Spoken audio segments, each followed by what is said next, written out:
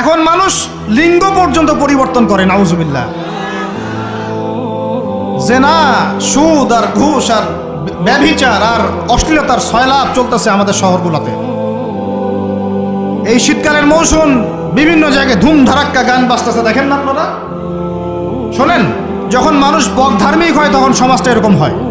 আপনি মনে করছেন নামাজ তো আমি 5 ওয়াক্ত পড়ি, আমার তো কোনো সমস্যা নাই, রোজা তো আমি রাখি, কোনো সমস্যা নাই, সৎ কাজে আদেশ তো করতেছেন, অসৎ কাজের কোনো নিষেধ নাই, তখন সমাজটা কেমন হবে জানেন? সমাজটা হবে এমন, মসজিদে নামাজও হবে, পাশে পিকনিকের এরকম ঢোল তবলা বাজবে।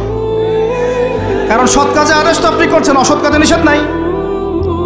সমাজ পরিবর্তন হবে তখনই যখন সৎ কাজের আদেশের সাথে সাথে বলেন অসৎ কাজে নিষেধও থাকবে।